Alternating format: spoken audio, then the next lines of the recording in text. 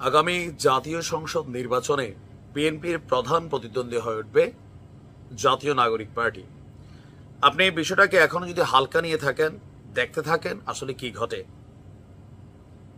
শহীদ president Ziaur রহমানকে নিয়ে বা বিএনপির উত্থান নিয়ে সমন্বয়ক হান্নান মাসুদ একটা জ্বালাময়ী বক্তব্য দিয়েছে। বিএনপি নেতাকর্মীরা রেডি তো আগে শুনি চলুন। এরপরে ধরুন হচ্ছে বিএনপি যে দলটা গঠন হয়েছিল সেটা 1979 সালে, মানে রাষ্ট্র ক্ষমতায় থেকেই মেজর জিয়াউর রহমান রাষ্ট্র ক্ষমতায় থেকেই গোয়েন্দা সংস্থাদের ব্যবহার করে নিজের মন্ত্রী এমপি সব রেখেই কিন্তু দলটা গঠন করেছে। শুনেছেন, হঠাৎ করে আজকে একটা প্রোগ্রামে হান্নান মাসুদের এমন বক্তব্যকে ঘিরে বিএনপি নেতাদের মধ্যেও মিশ্র প্রতিক্রিয়া আসছে।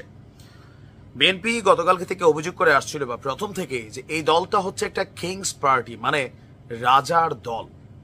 রাজার দল বলতে আসলে কি বোঝায়? যে রাজা নিজে ক্ষমতায় আছেন, বাট রাজ্যের মধ্যে তিনি একটা গণতন্ত্র চাচ্ছেন। রাজা তো রাজতন্ত্র পরিচালনা করে, তো রাজা নিজের পছন্দ মতো এমন একটা দল তৈরি করেন, সেখানে মন্ত্রী থাকে, সেখানে এমপি থাকে, সেখানে সবকিছুই থাকে, বাট এই টোটাল সবকিছুর পেছনে দিন শেষে আবার রাষ্ট্র ক্ষমতার জন্য এই রাজাই সেখানে আসীন হন। Kings party. ছাত্রদেরকে কিংস পার্টি বলায় বিএনপিকে মুখের উপর আপনারা যে হান্নান মাসুদের বক্তব্যটা শুনেছেন, এই বক্তব্যটা দিয়েছে হান্নান মাসুদ। আর তাদের দলটা নিয়ে তার আবার ভিন্ন প্রতিক্রিয়া, যে তারা কিংস পার্টি না। এটাও একটা হাস্যকর বক্তব্য। তার বক্তব্য যে নাহিদ এই দলটার প্রধান হয়েছেন পদত্যাগ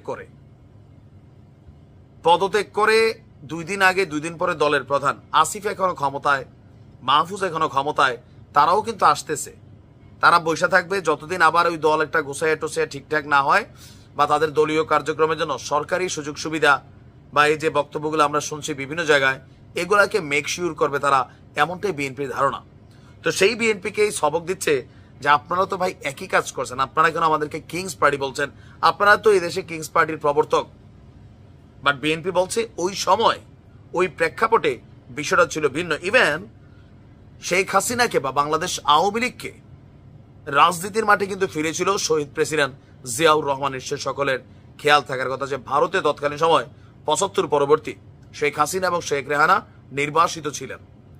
তারপর তাদেরকে বাংলাদেশে আনা হয়েছে গণতন্ত্রকে সুসংগঠিত করার জন্য। জিয়াউর রহমানের যে ভূমিকা ছিল এটা কিন্তু অস্বীকার করার সুযোগ নেই এত কিছুর পরেও। এখন ছাত্ররা যে ওয়েতে আগাচ্ছে, তাদের যে এথিক্স, অন্যান্য রাজনৈতিক দলগুলোর ব্যাপারে তাদের যে গণহারে বক্তব্য যে তারা ছাড়া বাংলাদেশকে আগামী দিনে পরিচালনা করার জন্য কোনো রাজনৈতিক দলের যোগ্যতা নাই, নেতৃত্ব নাই, সব চান্দাবাজ, লুটেরা, দখলদার, তারপর হচ্ছেন যে বাণিজ্যবাজ, তাদের মধ্যে তো কিছু কিছু দেখা যাচ্ছে এখন, তাই না? এখন ওই যে আমি বলি কি, রাজনীতি এক জিনিস, কিন্তু আপনারা ধৈর্য যদি সবার সাথে এরকম প্যাকাই ফেলেন, একটা জিনিস খেয়াল রাখতে হবে।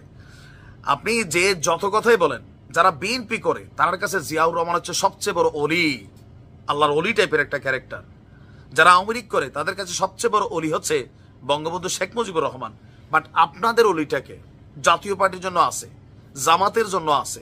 আপনাদের যিনি অলি ছিলেন আবু সাঈদের পরিবারের তো আপনারা কালকে দাম দেন নাই আপনাদের এই প্রোগ্রামের মধ্যে।